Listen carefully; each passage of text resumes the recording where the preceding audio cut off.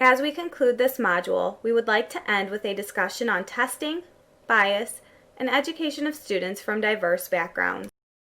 An issue that has received a lot of attention over time has been the issue of the assessment tools that we use to measure student progress and student achievement. In an earlier movie, we spoke about norm reference testing. This involves comparing a child's level of achievement to his or her same-aged peers. Many of these tools we use to diagnose disability conditions are norm referenced, as is the case with IQ tests. However, there continues to be controversy about IQ tests and a school's belief that they have a measure of a child's level of intelligence when in actuality only have a measure reflecting differences in a child's language and cultural background. The concept of bias is an important one to become familiar with. Bias occurs when one holds a partial perspective at the expense of alternatives. Bias can come in many forms. A bias test is one which people from two groups have the same observed score, but in truth do not have the same standing on the characteristic which the test is supposed to measure. For example, an intelligence test is biased if it is given in English to a child who speaks Spanish as his or her primary language. The score on the test is not reflective of a difference in intelligence from the norm group, but rather is reflective of a difference in primary language. We cannot differentiate a child from peers who may need help unless we have a tool that enables us to compare a child's achievement to that of his peers. So norm reference tests are essential for this point in time. Since these tests are here to stay, we need to think about how we can minimize the effects of bias. Think about this question for a second. What are some ways to minimize the effects of bias resulting from the use of norm reference testing? Take a second to write down some of your ideas.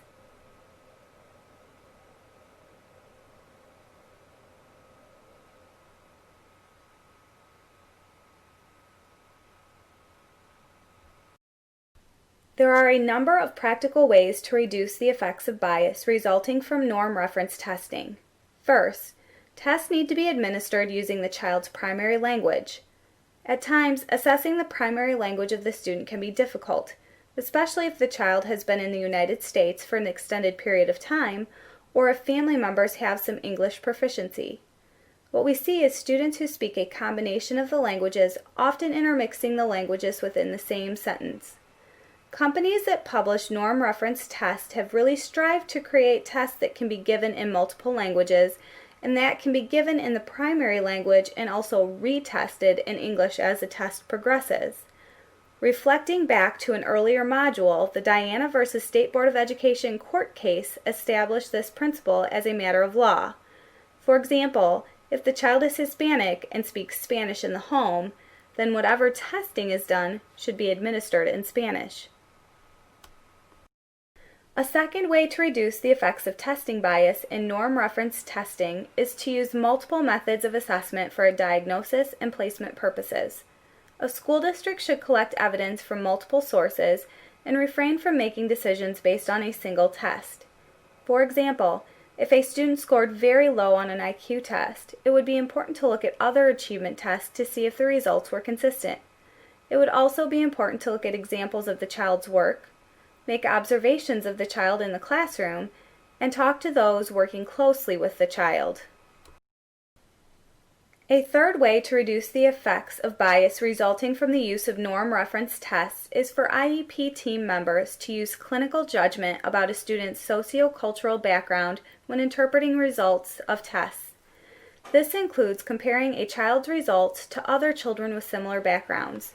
Most standardized tests now provide ethnic and socioeconomic group norms. If data on a particular socioeconomic or ethnic group is provided, then judgments can be made regarding how particular test scores compare when used with white middle-class children, African American children, Native American children, and so forth. Another aspect to consider is whether the tests have the same standard error of measurement when it's used with different groups of students. A standard error of measurement is a confidence interval. For example, on an IQ test where the average score is 100, the standard error of measurement is plus or minus 3. That way, if I score a 98 and somebody else scores 102, we know that those scores really have no meaningful difference because they're within the confidence interval range. Sometimes tests have a wider standard error of measurement for some ethnic groups than for other ethnic groups. Test manufacturers report the standard error of measurement for a variety of subgroups. The final way to reduce the effects of bias is to consider using an examiner from the child's same ethnic or cultural group to administer a test. However, if the examiner feels that his or her presence is in any way biasing the child's testing, they should remove themselves. The purpose of norm reference testing is to get the child's very best performance. The purpose of testing is to see what the child can do. If the examiner is influencing the testing situation so that a true measure of the child's best performance is not being obtained, then the testing is not providing the needed information. Recent innovations in assessments have led to a variety of ways in which students from diverse backgrounds can be assessed. Remember, using multiple methods for assessment is best practice in evaluating all students. These recent assessment innovations include non-discriminatory assessments, test revisions, looking at multiple intelligences, and conducting portfolio assessments. Non-discriminatory evaluations require that students be tested in their native language and in a culturally responsive method. This came about as a result of the Diana versus State Board of Education lawsuit that we discussed earlier on in the semester.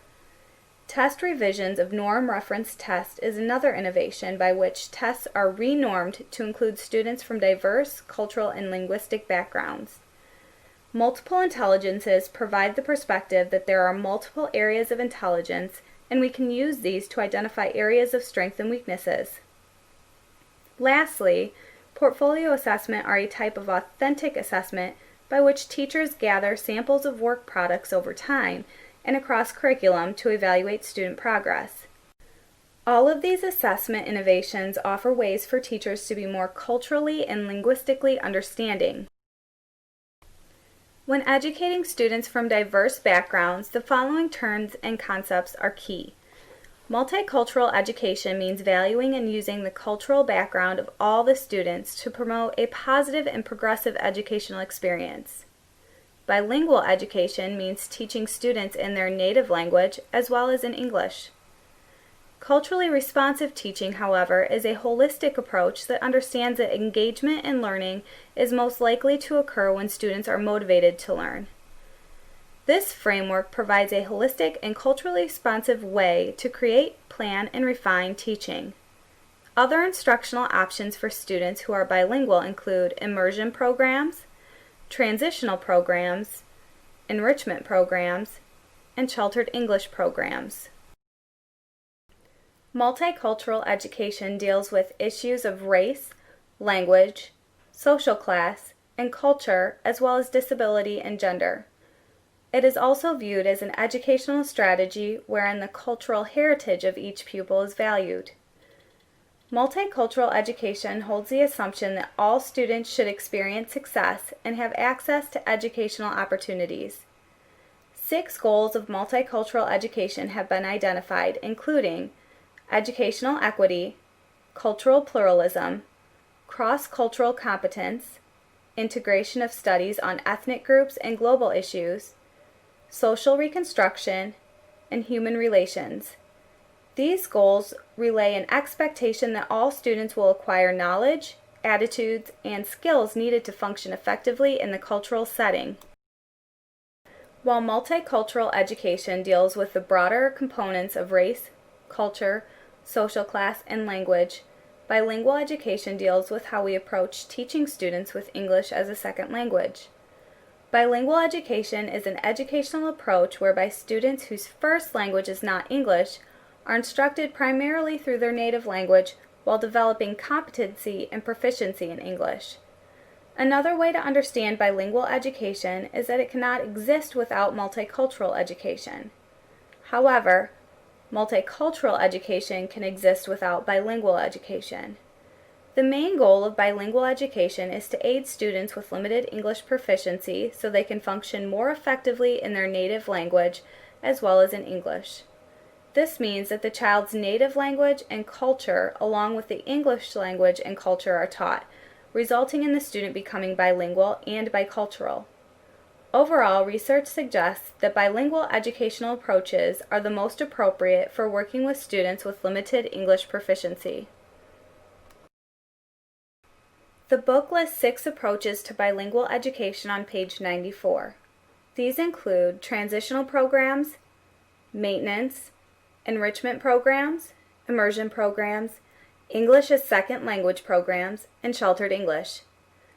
These are defined nicely in the book, so we will not discuss them to great extent here.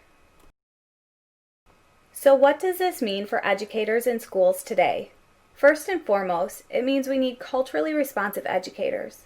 We need teachers who will respect and appreciate the diverse cultural backgrounds of their students, understand how students' cultural backgrounds might influence student learning, and be aware of their own biases. Culturally responsive teachers are aware of their own biases as well as any institutional or school-based biases. They guard against assuming that the behaviors, beliefs, or actions of their particular cultural group are the correct or only way of doing something. Components of culturally responsive teaching include content integration, knowledge construction process, equity pedagogy, prejudice reduction, and empowering school culture and social structure. It is very important to realize that cultural differences should not be looked down upon. Just because a culture is different from your own culture doesn't mean that it's inferior. Of course, one should celebrate cultural differences as well. The following is a clip on culturally responsive teaching.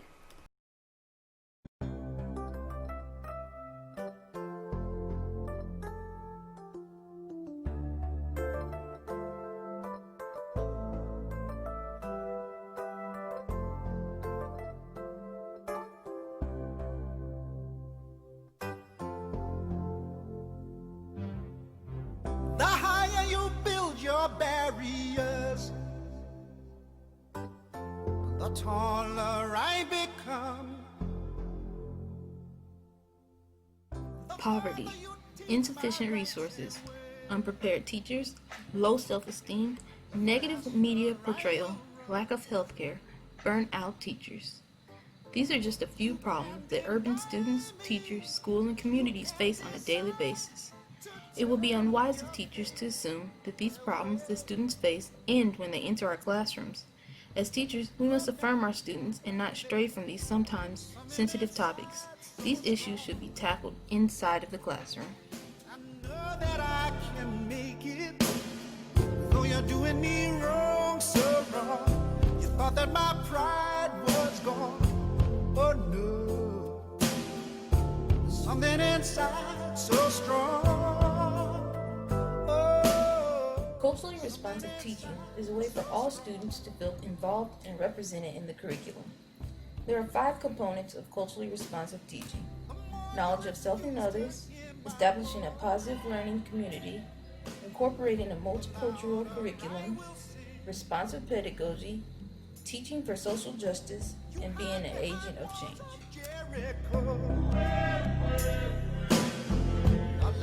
You can't properly know a person without knowing their culture and background. Teachers should be aware of their own culture and how they can relate to children of other cultures. They should dispel any negative feelings or judgments they may have against people who are different. One thing that I find to be very important as far as setting the tone for the year is really getting to know my kids, whether it's in the classroom, outside of the classroom, or most importantly, something I have done in the past as well as going to do this year is home visits.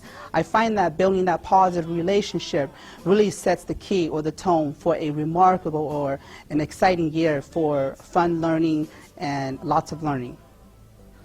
So some of the important aspects of the home visits that I've done in the past is really going to the kids' house, getting to know the family, talking about hopes and dreams, talking about what the child's interests are, bringing what the child knows into the classroom to make the content or the teaching more meaningful to them, making it culturally relevant so that what I'm teaching is something that they know or they're exposed to. Gonna do it anyway. Something inside so strong. And I know that Culturally responsive teachers take the initiative to get to know their students and their students' families. Knowing a student's culture, likes, dislikes, learning styles, and habits can help you better teach them. Children will also be glad that you took an interest to listen to them and to build relationships. Learning community includes the physical makeup of the classroom, how students work with each other, and how the teacher works with the students. All students should feel respected, comfortable, welcomed, and included in the classroom. In a culturally responsive classroom, students take pride in their work. They also help their classmates succeed.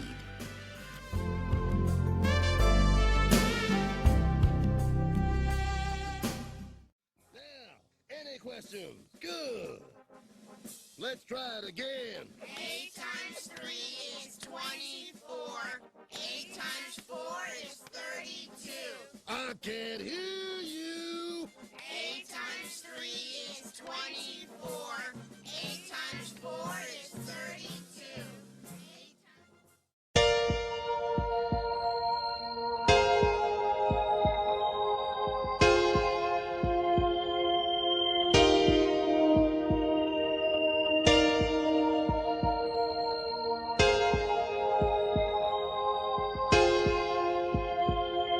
Displaying student artwork, arranging desks in groups, allowing students to collaborate, having students share ideas with the class, developing classroom norms, and giving all students an equal voice are just a few ways that you can create a positive learning community. Having a multicultural curriculum is key to culturally responsive teaching. There are many approaches teachers can take to have a multicultural curriculum. However, teachers should make sure that they are not just focusing on the ethnic heroes and holidays. It is important to have a multicultural curriculum in place so that students can feel connected to the material. This includes teaching topics that the students can relate to and apply to in their everyday life.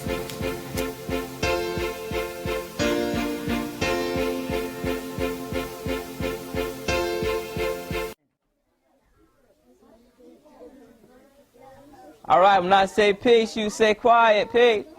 Peace. When I say peace, you say quiet. Peace. Peace. Give me 5. Oh.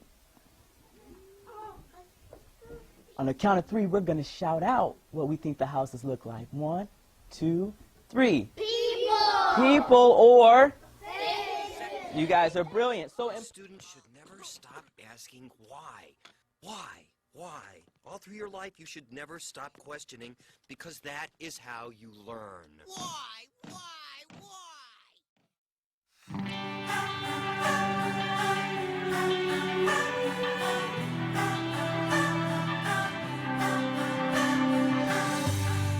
You're not alone, together we stand. Teaching for social justice means addressing social issues that students can relate to. Some issues may be controversial. Teachers should remember that they should present the facts and let students formulate their own opinions. Social justice also means getting students involved in the community. An example of this would be students preparing a presentation for family members and other classes about pollution after studying a clean energy unit in science. One activity that I had done is actually pulled out a map of Corona, and we looked at the socioeconomic breakdown and the geography of the city itself, the elevation, how the lower latitudes, or rather the lower elevation near the freeway, and that tended to be more blue collar. We looked at the houses up on the hill and the difference between those socioeconomically, and then also considered the difference in one considered to be the what a middle-class classroom would look like and what a working-class classroom would look like. And so in addressing those particular challenges and what the challenges are from someone on 4th Street as opposed to someone off of Ontario, in looking at that with having all of us in the room, it gave the kids on the other side of the tracks, on the nicer side of the tracks, so to speak, a sense of what it's like for those kids who walk home from this high school and they walk into 4th Street, traditionally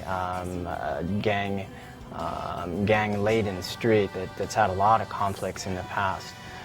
For the students growing up on 4th Street, kind of got a clear sense of maybe how much of a network they need to build in order to be successful. Doesn't walk away when it comes to the truth. So keep holding on, 'cause you know we'll make it through, we'll make it through. Hear me when I say. Culturally responsive teaching ensures that students' culture is being respected. It allows students to use their background knowledge and apply it to schoolwork. Students who have culturally responsive teachers will be able to critically think about the issues. They are also affirmed and taught to respect people for their differences. Somebody. I am. Somebody. I may be poor. But I am. Somebody. I may be young. But I am. Somebody. My face is different. My hair is different. But I am. Somebody. I am black. Brown. White. I speak a different language. But I must be respected. Protected. Never rejected. I am God's child. I am somebody. Give yourself a big hand.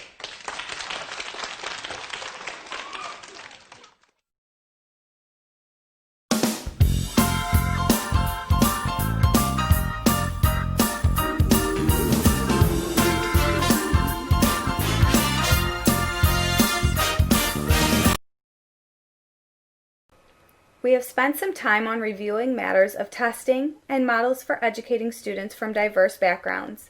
Before we conclude, we want to talk about some basic educational suggestions. First, it is paramount that teachers display sensitivity to the cultural heritage and diversity of all students. We also need to remember to use instructional strategies and materials that respect different learning styles and personal backgrounds.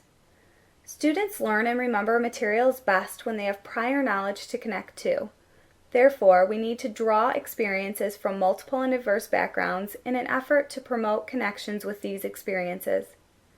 Finally, we need to consider the instructional environment and the impact that it has on student behavior. As we end this module, we would like to close with a short clip on diversity.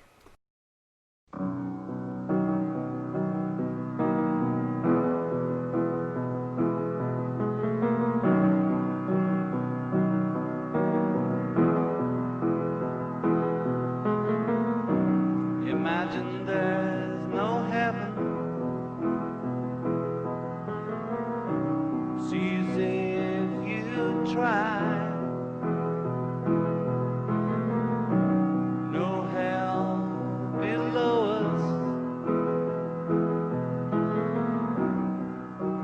Above us only sky.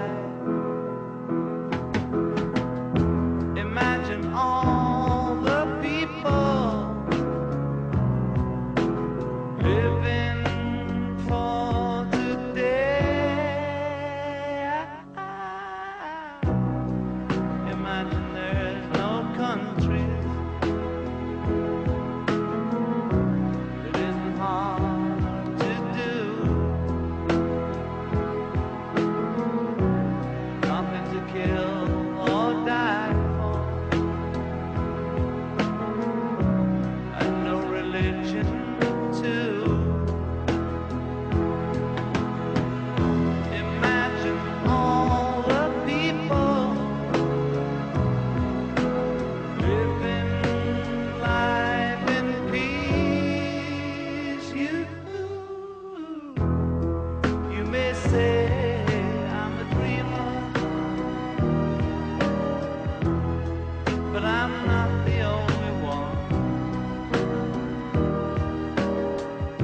I hope someday you'll join us, and the world will be one. Imagine no